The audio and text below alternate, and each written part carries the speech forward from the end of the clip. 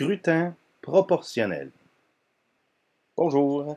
Donc, dans cette nouvelle vidéo, on parle de scrutin proportionnel. Donc, ça, c'est un sujet vraiment d'actualité et qui revient à chaque élection, parce qu'à chaque élection, il y a toujours un parti qui promet de réformer le mode électoral pour valoriser l'ensemble des partis.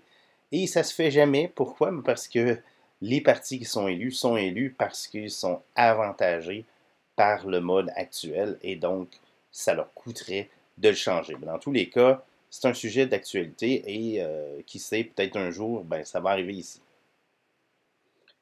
Au Québec comme au Canada, le député d'une circonscription, c'est celui qui a reçu le plus de votes. On parle de la règle de la pluralité. Donc ça, c'est vrai pour chaque circonscription. Et ensuite, le gouvernement, ben, il va être formé par le parti qui aura fait élire le plus de députés dans l'ensemble du territoire. Donc, normalement, le gouvernement peut être majoritaire si il possède la majorité des députés.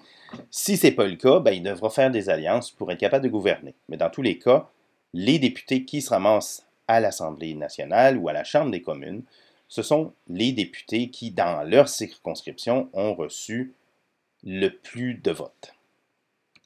Il y a un petit problème avec ça, c'est que ça donne qu'il y a des partis qui sont quand même importants, donc qui reçoivent quand même un appui important de la population, mais qui n'arrivent jamais à être les plus, à recevoir le plus de votes dans une seule circonscription. Donc, ces partis-là se trouvent à être défavorisés et leur voix ne se fait pas entendre, même s'il y a une bonne proportion de la population qui vote pour eux. Donc, il y a une forme d'injustice et on la souligne à chaque élection. D'ailleurs, il y a beaucoup de partis qui se font élire en disant qu'ils vont changer le mode électoral et puis finalement, ça se produit jamais. Mais il y a une certaine injustice. Donc, comment la combler? On peut la combler à l'aide du scrutin proportionnel. Donc, voici un exemple.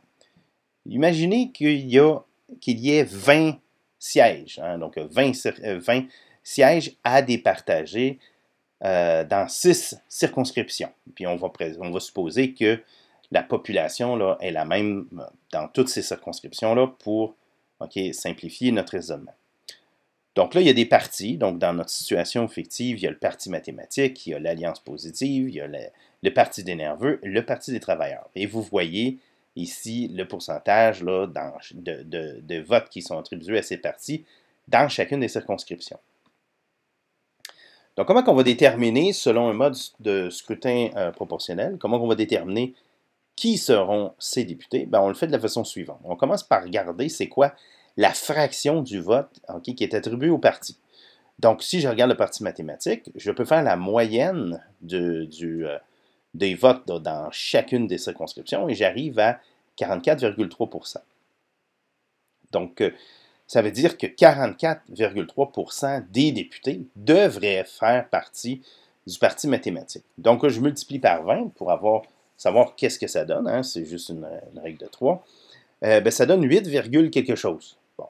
Le quelque chose, pour l'instant, je vais le laisser de côté. C'est parce que je ne peux pas séparer. Là, je ne peux pas avoir un 0,8 députés, ça ne se peut pas. Là. Donc, je vais être obligé de me contenter de mon 8. Je sais que j'ai 8 députés là, qui feront partie de ce parti-là. De la même façon, l'Alliance positive va récolter 14,3 % des suffrages, ce qui correspond à 2 sièges et quelque chose. Donc, encore une fois, la partie entière, 2, c'est le nombre de sièges qui est garanti à ce parti-là. On fait le même exercice avec le parti des nerveux, on trouve 19 %.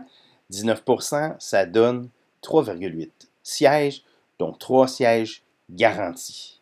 Et finalement, le Parti des travailleurs va aller récolter 22,3 %, ce qui donne 4 sièges garantis.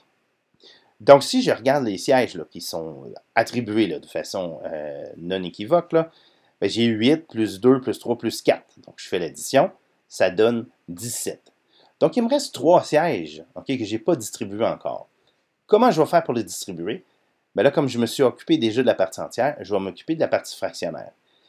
par convention, c'est le parti qui va recevoir les sièges supplémentaires, c'est celui, ou ceux, parce qu'il y a quand même 3 sièges, c'est ceux qui ont la plus grande partie fractionnelle. Donc, on voit ici que mon 0,86, ben, je l'obtiens, c'est la plus grande fraction, hein, et ça se trouve à être la même chose pour ces deux parties-là, donc la partie mathématique et l'alliance positive. Donc, eux vont aller se chercher un siège de plus.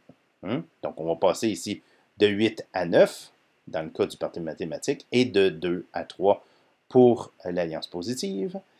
Pour l'autre partie, parce que là, il me reste un siège, le dernier siège, bien là, je regarde, j'ai 0,8 et j'ai 0,46. 0,8, c'est plus gros. Donc, c'est lui qui va emporter ce siège supplémentaire.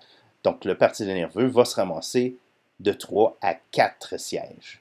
Alors que le parti des travailleurs, lui, ben, conservera uniquement son 4 sièges qu'il avait au début. Donc, au total, le parti mathématique qui va être dominant avec 9 députés sur 20, suivi à égalité du Parti des nerveux et des travailleurs avec 4, et de l'Alliance positive avec 3. Donc, le scrutin proportionnel, en résumé, ça sert à donner un poids en députés qui correspondent à la fraction des votes attribués à un parti. Donc, dans certaines conditions, dans notre exemple, ce n'est pas tous les partis qui auraient fait élire des députés, mais là, chaque parti est représenté. C'est une méthode qui, de ce fait, est un petit peu plus juste, surtout pour les partis qui sont un petit peu moins visibles.